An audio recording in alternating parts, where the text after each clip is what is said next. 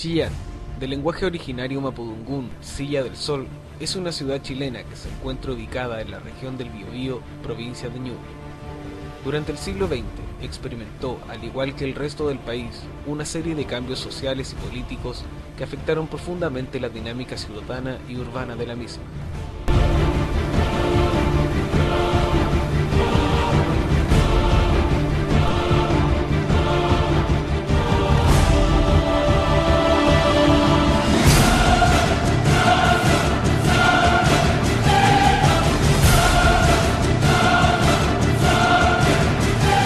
Jorge Alessandri, vale decir, en los comienzos de la década de los 60, empieza una política de vivienda, pero era justamente la llamada Ley Pereira, que se llamaba, pero en el fondo esas soluciones habitacionales eran para clase media.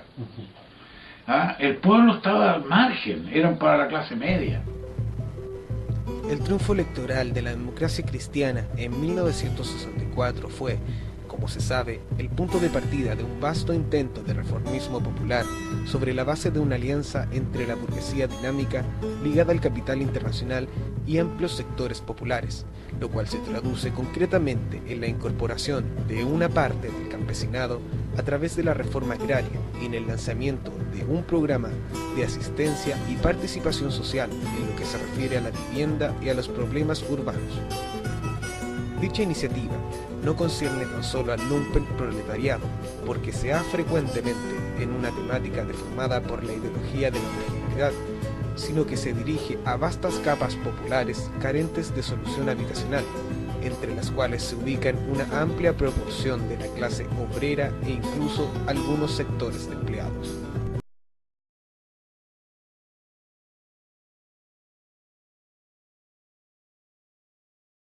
Esa gente que estaba sindicalizada en sus trabajos, a los campesinos que llegaban a la ciudad. Esa es la época en que se producen las migraciones más grandes de población del campo hacia la ciudad, porque en los campos se estaba produciendo la primera etapa de la reforma agraria, la de Eduardo Frei Montalva, que después ya fue grande en tiempo de Allende, pues ahí ya se hizo reforma agraria, pues. Ahí ya simplemente se expropiaron los grandes fondos que se estudiaban, y eso fue una situación bastante grave para la gente que llegó a Chillán. O sea, llegaba más gente con menos recursos, agravaba la situación de la vivienda. Don Eduardo Frei Montalva, que fue el presidente por aquellos años anterior a la Unidad Popular, fue el que dio inicio a algunas leyes que permitió la organización del pueblo, ¿verdad? Entonces, ellos precisamente tienen que ver un poco esto con la reforma agraria. La reforma agraria, y en ese mismo tiempo ellos crean una especie no una especie, sino que una ley que permite la organización de los pobladores. Cuando se permite esto, ¿no es cierto?, la gente empieza a organizar a la gente y empieza a haber sectores donde se pueden ir a hacer estas tomas de terreno para erradicar la gente de aquí con la finalidad de una futura construcción de sus propias vidas. Esta legislación que usted nos cuenta del presidente Eduardo Frei proporcionó una base para la organización. Claro, pero Frei el que da como la participación mayor al pueblo en varios sentidos, y uno de estos es justamente la posibilidad como crear una ley de la organización campesina. Claro. Y es por eso mismo que cuando nace la organización campesina, también ocurre que la gente en el campo se organiza y toma terrenos del campo y establece los famosos asentamientos campesinos. Las elecciones municipales de 1967 proporcionan la ocasión para un incremento brusco en las tomas de terrenos, pero la toma impone un acto ilegal y en situación de incapacidad económica para responder a la demanda suscitada. El gobierno responde con la represión. A partir de entonces, las alternativas están creadas. El proceso de la Operación Sitio y el brusco descenso de la construcción popular chocan con la corriente reivindicativa desatada por la nueva coyuntura que encuentra frente a ella la legalidad y el aparato represivo. ¿De dónde viene el viento, el sol y el agua? Tú que manejas el curso de los ríos, tú que sembraste el vuelo de tu alma, levántate y mírate las manos para crecer, estréchala a tu hermano, juntos iremos unidos en la sangre. Hoy es el tiempo que puede ser mañana. Líbranos de aquel que nos domina en la miseria. Tráenos tu reino de justicia e igualdad. Sopla como el viento la flor de la quebrada, limpia como el fuego el cañón de mi fusil. Hágase por fin tu voluntad aquí en la tierra. Danos tu fuerza y tu valor al combatir. Sopla como el viento la flor de la quebrada, limpia como el fuego el cañón de mi fusil.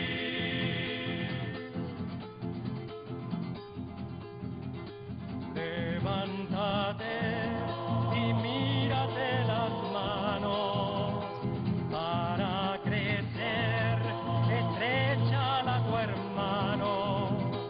Juntos iremos unidos en la sangre, ahora y en la hora de nuestra muerte. Amén.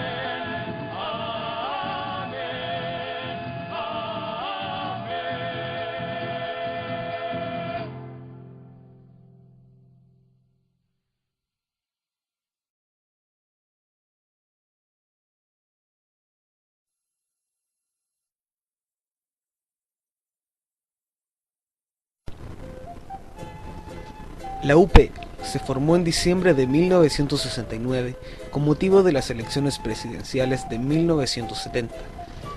En reemplazo del Frente de Acción Popular, estuvo conformada por el Partido Radical, Partido Socialista, Partido Comunista, el Movimiento de Acción Popular Unitario, el Partido de Izquierda Radical y la Acción Popular Independiente, incorporándose la Izquierda Cristiana y el MAPU en 1970.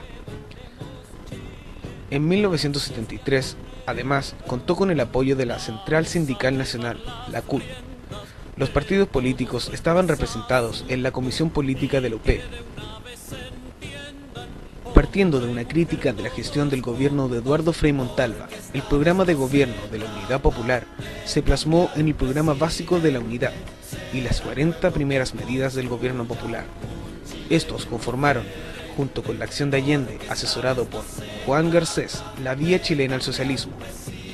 Esta postulaba la posibilidad de que un país capitalista subdesarrollado efectuara un tránsito no violento al socialismo. Dicho paso facilitaría y crearía las condiciones para llegar al socialismo, todo lo anterior por la vía del proceso democrático y por medio del uso de la legalidad del Estado. Sin la necesidad de contar con un partido único que lo efectuara, solo la coalición de todas las fuerzas democráticas que estuvieran a favor de los cambios sociales y democráticos. En cierta forma, se trataba de crear un nuevo bloque hegemónico dentro de la línea de Gramsci. Dicha idea influyó posteriormente en el eurocomunismo. La vía chilena al socialismo iba en sentido contrario de la vía armada que se impugnaba en Latinoamérica en la década de 1960 y 1970. Un Chile bien diferente, porque esta vez no se trata de cambiar un presidente, será el pueblo quien construya un Chile bien diferente. La patria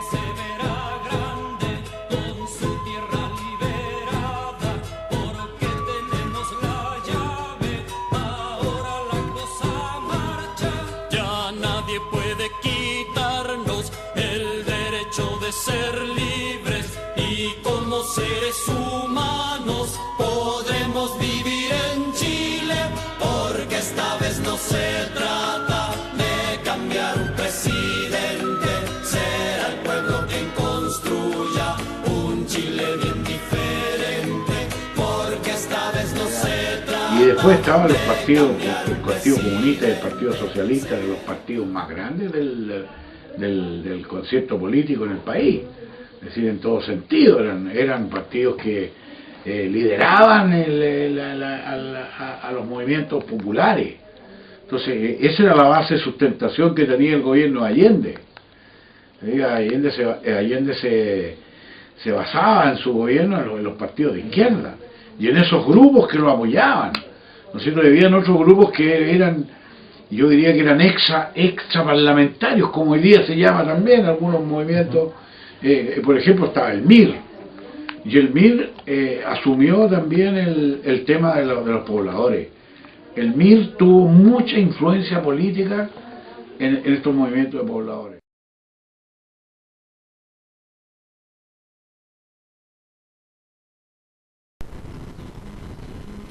Producto de las intensas movilizaciones sociales vividas en el país en la década del 60 y en respuesta a la profunda necesidad habitacional que experimentaban los ciudadanos chilenos, se fueron generando a lo largo del país las distintas tomas y movimientos ciudadanos urbanos, integrados básicamente por trabajadores y pobladores de origen humilde, los que veían en esto una acción de carácter reivindicativo y material.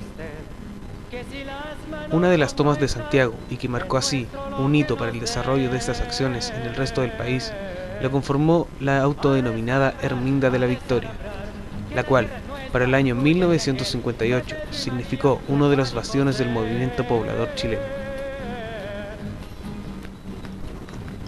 En la ciudad de Chillán se dio origen así a una de las tomas de terreno que fue catalogada como la de mayor dimensión e importancia política en la provincia del Ñuble. De esta manera, lo que conocemos hoy en día como la población Vicente Pérez Rosales fue tomando forma desde la mano de la organización social y la coyuntural situación política del país. A desalambrar, que la tierra es nuestra, es tuya y de aquel, de Pedro y María, de Juan y José. A desalambrar, que la tierra es nuestra, es tuya y de aquel, de Pedro y María, de Juan y José.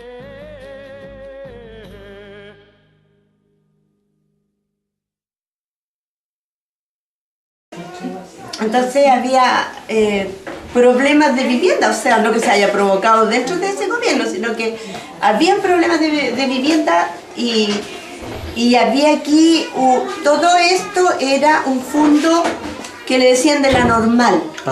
¿Ya? Aquí, todo esto que ustedes ven ahora casa era un fondo. Aquí incluso pasaba un canalito. Yo creo que es meritorio decir primero que esto es el Fondo Santa Rosa. Claro. Fondo Santa Rosa, de lo que era en aquel tiempo la escuela normal. Para normal ustedes conocen que es lo primero que hay antes de la universidad de acá, Sí. donde se forjaban los maestros, los profesores primarios. Claro.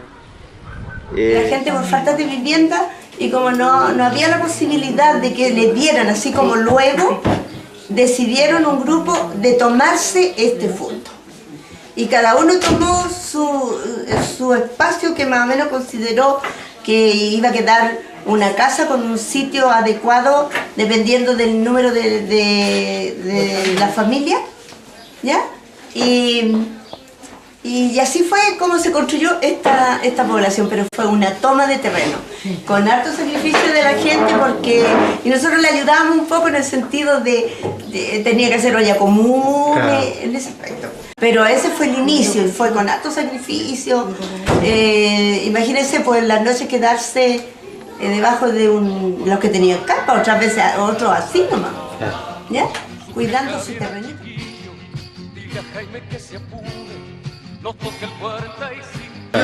Yo llegué aquí de 12 años a la toma, cuando se formó un grupo allá por el barrio Tu Estación.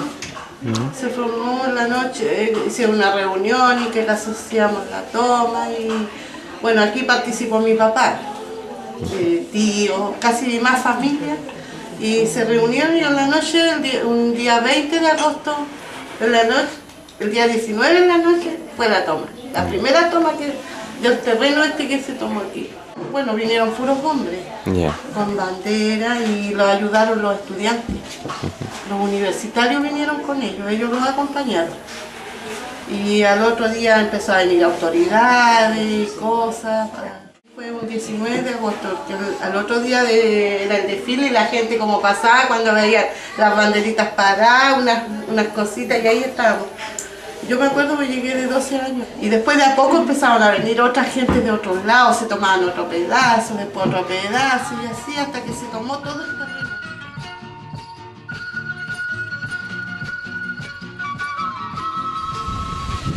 Bueno, yo supe por un amigo mío que se habían tomado aquí un sector abajo y que no tuvieron problemas, pero esto fue, no sé, a principios del 70 de haber sido. Y un amigo mío se vino a vivir aquí a una población que llamaron Salomón Corralán, que estaba al extremo abajo del río. Y como eran unos terrenos que estaban medio baldíos, no tuvo mucha importancia, así que se quedaron ahí nomás.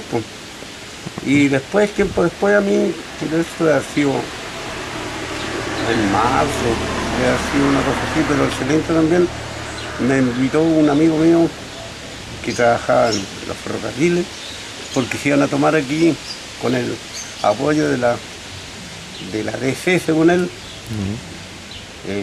Se iban a tomar un pedazo aquí atrás de la escuela normal y tenían apoyo y por eso me invitaron, pero en ese tiempo yo no tenía nada de problemas porque vivía en la casa de mi papá, estaba recién casado por eso. Y así que no me interesé mayormente porque allá había alto espacio. En ese tiempo yo era dirigente ya. Yo era dirigente de los auxiliares de educación de Ñuble, el secretario de organización provincial. Y debido a mi cargo yo tenía mucho contacto con la gente, de manera que los compañeros confiaban mucho en mí y vinieron a contarme lo que estaba aconteciendo. Y me dicen, mira, el Fondo Santa Rosa se fue tomado por pobladores que tienen necesidades de vivienda, lógicamente, y nosotros ¿qué hacemos? Y quienes nos formulan esa pregunta son precisamente compañeros de aquí de la escuela normal, de ese entonces, que era uno de los sindicatos de una de las células del sindicato más grande que teníamos nosotros acá en Chillán. Ellos eran como 36 compañeros en aquel tiempo y me dicen, ¿qué hacemos? Como nosotros que vivimos acá nos quedamos afuera y tenemos tantas necesidades como el resto de gastos. De manera que rápidamente nos ponemos de acuerdo para conversar con el director. Hablamos con el director de aquel entonces y le planteamos la necesidad que teníamos de vivienda y que sería bueno que nosotros también pudiéramos participar en esto. Nos dicen que por ser empleados fiscales en realidad no nos corresponde, fue en qué decir. Yo era peluquero en ese tiempo, tenía un taller de peluquería en la avenida Chile, aquí en Chillán, y en una reunión del sindicato habían dos compañeros del sindicato que contaron ahí que se habían tomado un sitio grande aquí atrás del tejado y que era un espacio grande. Y yo les pregunté si acaso había algún cupo, me dijeron que sí. Así que le conversé a la señora y ella me dijo, sí, ¿qué animal? Allá no hay nada. No importa, me dijo, bueno, vamos, lo vinimos. Con pocas cosas que teníamos en ese tiempo recién casados y dos guaguas. Vine en una carpa primero, una carpita chica, y ella seguimos chiquita atrás. Y aquí estuvimos en la chequeada, ahí supe que se llamaba chequeada de la población, y que la toma fue el 20 de agosto del año 70. Realmente no llegué el día de la toma. Yo fui informado después. Hay muchos compañeros por acá que llegaron el día de la toma. Pero yo no, precisamente yo no. Yo llegué posteriormente, como te decía, informado de aquello. Vinimos, pero no muy allá, digamos. De 3-4 días, no estoy seguro. Claro. pero fue casi muy, Sí, no simultáneamente. lo consideramos. Pero mira, parte de la base es que esto, al ser fondo, por lo tanto no tiene esta estructura de hoy, Claro. ¿no es cierto? Entonces, ¿qué es lo que teníamos acá? Teníamos 3 o 4 casas, una por aquí, otra por allá, desperdigadas por diferentes sectores, donde se instaló como hitos, ¿no? Para el sector norte, lo que sería el sector sur, el oeste y el este. ¿Ya? En esos 4 puntos cardinales se trató de que la gente fuera instalándose de manera, hola, ¿cómo está? De manera que pudiéramos decir, ¿no es cierto?, esto es lo nuestro, y de aquí ya hay gente establecida. La toma de terreno de nosotros fue realizada el 30 de agosto del año 70. ¿Ya? Yo llegué con mi padre aquí como a las 6:30 de la tarde y ahí ya habían compañeros, todo el mundo se llamaba de compañero.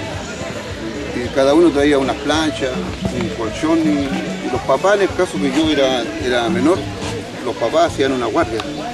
En cada esquina de donde podían entrar en este tiempo los militares, los carabineros. ¿Ah? Pero porque dueños del fondo nunca se vieron, porque todo esto era de la escuela normal, que era en esos años, no era la Universidad del Biobío como ahora. Instalar con lo que acá podía, 3, 4 tablas, un techo que podía consistir en muchas cosas, un poco de pizarraño, un poco de zinc, Lo que hubieron en ese y lo que momento. se pudiera, ¿no? Separaba una bandera y ahí estaba cobijada una familia, ¿ya? Y era componente de este campamento. Ahora dentro del campamento también habían algunas normas que establecían precisamente como una norma de convivencia y de disciplina, porque la vida era bastante complicada en el sentido de que llegaba mucha gente de diversos estratos sociales, de diversas actividades de la economía, diferentes tipos de trabajo, ¿no es cierto? Diferentes culturas. Entonces todo eso te complica la convivencia. Y nosotros, gracias Ni por a Dios, 7 cuchillos desangrada.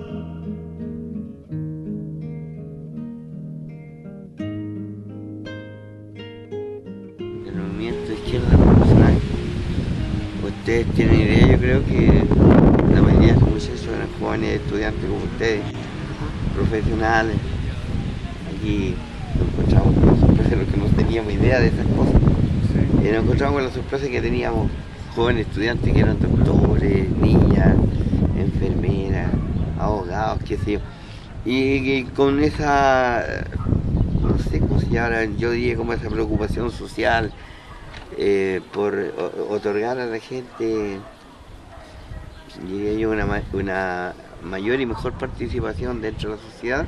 Ellos tienen su propio esquema y prestan sus servicios acá en la toma, realizando un poco la organización misma del campamento. Vamos a empezar a hablar de campamento para que tengamos claro, ¿no? Y naturalmente hoy no queda nada de aquello, por supuesto que los campamentos estaban hechos de cualquier manera. ¿Ya? Habían 2 peluqueros amigos que eran los que estaban organizando y algunos chiquillos del MIR que los ayudaban. Y así por continuación después hubieron problemas porque los cabros del MIR querían hacer ¿cómo se llama? Enseñarle a la gente maniobras, los salían a hacer ejercicio en la noche a todos. Y así que no le gustaba mucho a la gente, la mayoría de gente de trabajo que quería tranquilidad nomás. Nosotros queríamos un sitio y que nos dieran la posibilidad de pagarlo nomás. Eso. Y construir una casita después. Eran la mayoría de los que están dirigentes del grupo de nosotros eran miristas. Y ellos tenían otro sentido de la vida. O sea, no sé, los guares querían hacer una hueá como colectiva, y todos los guares comían una hueá, todos dormían en un dormitorio, ¿no? Picante, esa hueá no lo llenó nosotros, así que lo... Nosotros pobladores fuimos tomando nuestra participación en la dirección del campamento, hasta que llegó el momento que estábamos grandecitos y dijimos, bueno, queremos realizar nuestra vida acá en Cuba. Entonces, En la primera elección que hubo, o sea, votamos por, habían los chiquillos eran medios comunistas, pero preferible eso a lo otro, así que le hicimos la campaña y echamos a los cabros del medio. Al final lo costó, pero lo arreglamos también arreglamos la vida, porque la weá, en ese momento era medio picante. Y tú eras ahí y si no te echaban, sí, a varios, ¿cómo se llama? A varios gente ahí lo echaron. Lo echaron porque este no es compañero. Con un año más o menos de la toma, o poco menos, hubo una elección democrática dentro de todos los sectores de aquí. El sector de nosotros se llama Intipereo. El sector de arriba que se llamaba Salomón Corbalán. El del fondo de Ruiz de Gamboa se llamaba Hermo Catalán. Y el sector de acá se llamaba Che Guevara. Por todo el nombre que te di, son pura gente guerrillera, por eso los nombres para que se den cuenta que los miristas tomaron esta bolsa. Y después, por forma democrática, ellos perdieron las elecciones y no siguieron gobernando el claro sector. Pobladores. Sin decir de qué partido político es, sino que pobladores nomás, en cada sector. Yo me acuerdo que en el sector de nosotros fue David Arevalo, el primer presidente después de los miristas. Y así, los miristas, cuando ya cada gente llegó con su bandera y se colocó así como estamos sentados nosotros ahora, por mientras. Después cuando ya no se dieron convencidos que realmente la toma había sido un éxito. Te digo, nosotros en este lado donde estamos nosotros, ¿ya? Nadie tenía un pensamiento político. Pero llegaron los cabros del MIR y ellos hicieron ahí la weá, y choquearon y wearon. Y jugaron un poco, nosotros también pues jugaron, porque... Pero no les resultó porque a nosotros no les gustó. Pero nada, principalmente yo digo por mí, a mí no me gustó la weá, no estaba nada por la weá, porque chucha, vamos a hacer un comedor donde todos vamos a comer, donde dormitorios que no tenga paredes, ¿para dónde la weá? Si no, los weones eran locos. Que nos ayudaron a nosotros le agradecimos. Yo siempre cuando ya aprendí a hablar, yo aprendí a hablar ahí, ¿no? Yo le dije, mire, nosotros le agradecimos a ustedes que nos hayan ayudado a hacer esta weá, pero ustedes no, con ese día no. Trabajo, pero yo lo que me acuerdo que después hubieron como, porque empezaron a entrar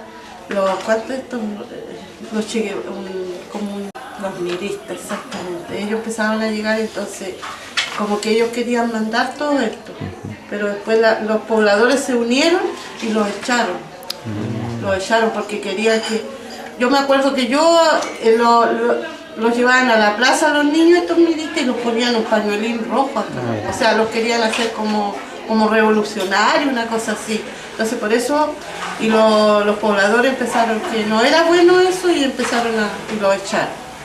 Porque ellos querían tomar como el poder, una cosa, o sea, como tener ellos el poder de mandar en la población, los niños, no digo que a nosotros nos sacaban a la plaza con un pañuelín rojo aquí. Y nosotros gritando cosas en el centro, yo algo me acuerdo. Corazón del pueblo, en ala de canción, ha de volar tu voz, en bala de cañón, de uno en dos, Allende el cielo, Allende del 4 de septiembre, cuando ganó Allende, y así iban a votar porque todavía se hacían guardias, iban a votar por grupo, llegaban, se cambiaban la guardia. Eso fue el 70, pues ya el 70, y después siguió organizándose, ¿cierto? Más organizado, más casas, ya no eran ranchas, cada poblador se fue preocupando de vivir más cómodamente. Porque yo estaba aquí cuando en septiembre escuchábamos aquí nosotros en una radio Saño escuchábamos las elecciones y Allende candidato y Alessandri y todos queríamos que se diera Allende porque teníamos muchas más posibilidades de quedarnos aquí. Y salía Alessandri y decía, todos decían que no iban a sacar de nada. Es ser voluntario, construyendo parques para el vecindario, levantando puentes, casas y caminos. Cuando había problemas, sí, siempre se arreglaban. No había muy buenos dirigentes. Sí, aquí era bonito porque todos nos cuidábamos las cosas, nos ayudábamos. Cuando yo me acuerdo, por ejemplo, de un día que estábamos conversando y vino un niño corriendo a decirle que el papá se estaba portando mal en la casa, estaba con deseo de agredir a la mamá. Y acá al tiro dijeron, no, pues hay que parar esas cuestiones. Y fuimos, como 6 fuimos, y hablamos con el caballero y dijimos, no, aquí hay que portarse bien. No es así la cosa, aquí nosotros queremos que la cosa ande bien. Somos todos compañeros, esa era la palabra. Y uno de los elementos que yo destaco y siempre a la gente es la solidaridad. Porque en ese tiempo la gente no te conocía. Pero tú tenías cualquier tipo de problema y lo planteabas y alguien venía y decía, mire compañero, hay una señora, la señora Juanita, que ha llegado a vivir en tal sector, tratan de ubicarla, y ella tiene problemas, por ejemplo, no puede construir, tiene elementos, pero no sabe cómo, con quién, porque se sole con su niño. Aparecían los maestros, ¿no? Con un cuchillo, con un serrucho, con un martillo, qué sé yo, y aparecían los clavos, y alguien venía con una tabla, una lata, en fin, el hecho que a la señora se le ayudaba para su media agüita. Y eso era muy bonito. Pero hay otro elemento que es todavía mucho más importante para mí. Una vez que nosotros logramos organizar el campamento, los sitios estaban solamente delimitados con generalmente con alambre, tú cerrado, tú seco con alambre de púa, pero nada más es como para indicar cuál es tu espacio, va a tener, ¿no? Y ¿qué ocurría ahí? Que si tú eras aficionado a las aves, por ejemplo, tus pollos, tus gallinas andando de vuelta por todos lados, que nadie tocaba una pluma de una ave ajena.